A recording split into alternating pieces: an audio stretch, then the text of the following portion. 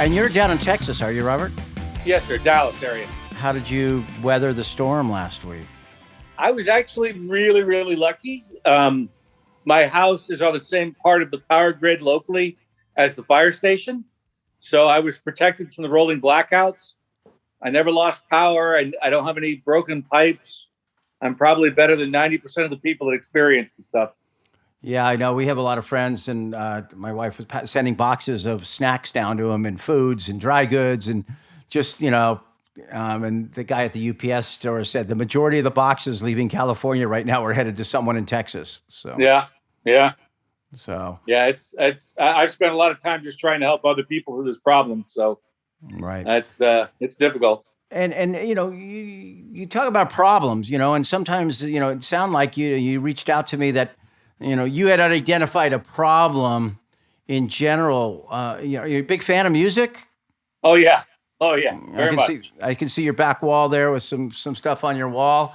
As part of my Warped Life podcast, we're not only we're just talking about people who kind of led a warped life, that maybe non-traditional and everything. So a little bit about your background, and then we'll talk a little bit about where you identified a need, and we'll talk a little bit about that, and just because I'm going to splice in people who are doing good for the music scene that maybe are not recognized at times, and that sure. Good can be little things like whatever, letting someone take a shower, sleep on their floor, and we'll talk about what you do also to help bands in need. So tell me a little bit about yourself.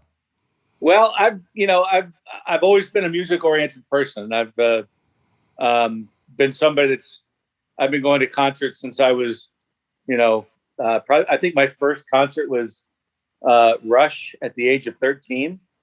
Okay. And I've always kind of identified with music, going to concerts and festivals, started going to the work stuff in the late 90s. I was at a festival here in Dallas about 7 years ago. And I heard a band, didn't know who they were. I went and talked to them after their set.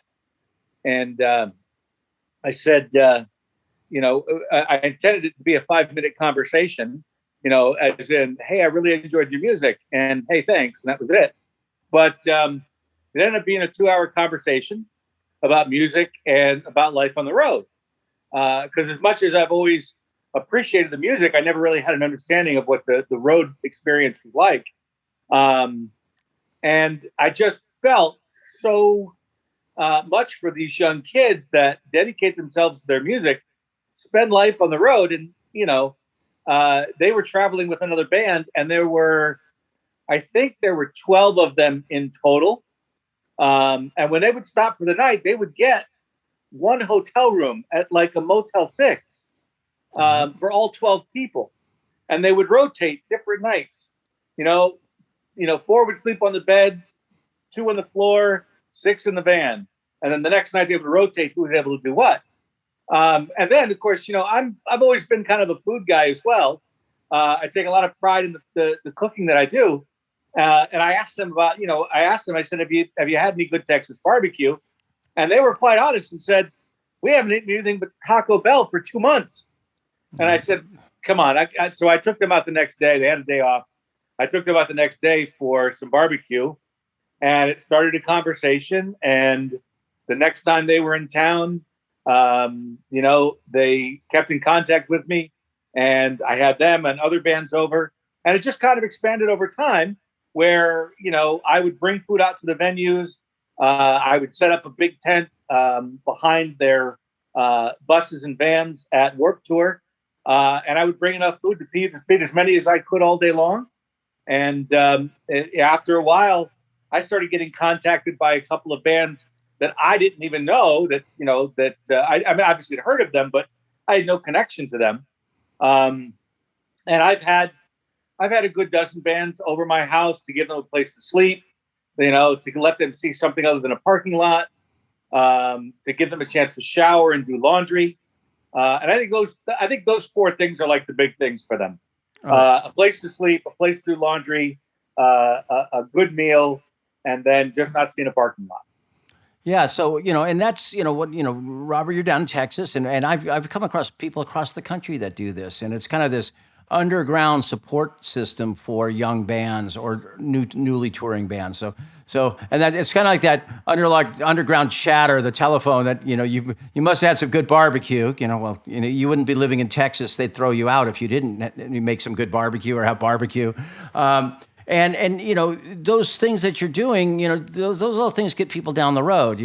On Warped, most of those bands were they were also getting catering because we traveled with catering. But hey, good barbecue. No one's going to turn down good barbecue in Texas. So someone's going to show up with a tent and a tray of barbecue or do it. They're going to join and do that. But to do that when they're out in a club, because people don't realize that many times the bands, maybe get $5 to eat a day or $10 to eat a day if they're lucky. And that Taco Bell thing, it sounds like when you met them, they were probably all of that Taco Bell when they were feeding bands on the road.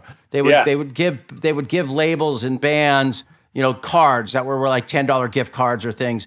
And it's true. A lot of those bands lived on Taco Bell. I'm not allowed to live on Taco Bell because I live with my wife still. If I lived on Taco Bell, I would be living out on the street, I'm sure.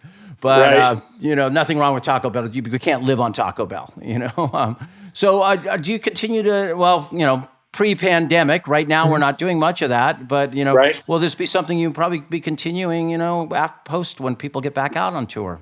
Oh, for sure. This is one of the loves of my life. I've made what I consider to be lifelong friends with some of these bands. The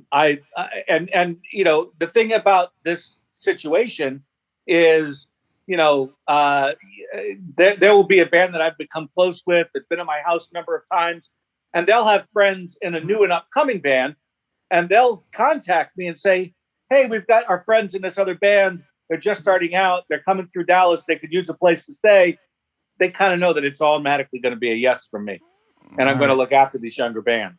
Well, that's very, very commendable and cool of that. People don't realize that those little things really kind of fuel this business in many ways when people are starting out.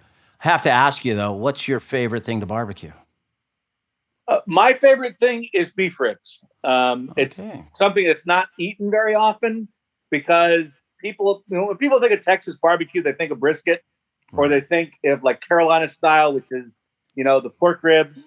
But I have to tell you, one of the things that when I started doing this, and I won't ever take any money from anybody because I just do this out of love. I've gotten so much in return from doing this. I can't even, no compensation could ever equal it.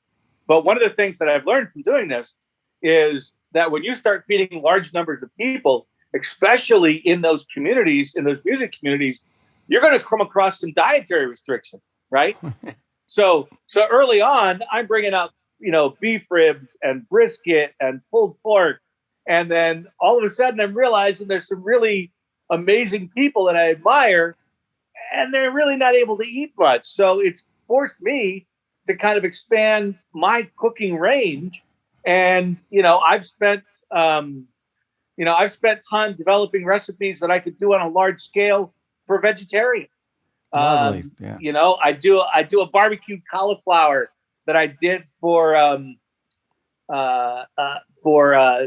Travis of Mayday Parade. I developed a beet salad for some of the folks that I know that tour with Coheed and Cambria. Nice. And so, I mean, that's one of those things that's just kind of grown on me, is that I've realized I got to do more than what I knew in order to satisfy everybody in the community. Yeah, we found the same thing. We eventually had vegan chefs or vegetarian chefs and vegan chefs, and it was on and on and on. And I finally one time had to draw the line on someone came up and says, "Where's the gluten-free chef?" And I'm like, "Where?" And he goes, "Well, it's in our contract." I go find your contract. I'm going to make you eat your contract at that point. It wasn't in their contract. But, we have adapted, eating healthy on the road, eating balanced has become a big thing. And having people like yourself, Robert, that have jump in. And with that, I'd like to thank you, Robert Aronoff, for doing great things for bands. And that's what we're going to try to do with my Warped Life podcast, highlight some people like you who just step up and make the whole world move forward that we all are part of. I appreciate everything that you've done as well in bringing this music out to us. And as long as there's live music, I'm going to be out there feeding people and having fun. All right, and I'm going to track you down when I come pass it through in my Sprinter van camper at one point. I've got you. Got a driveway?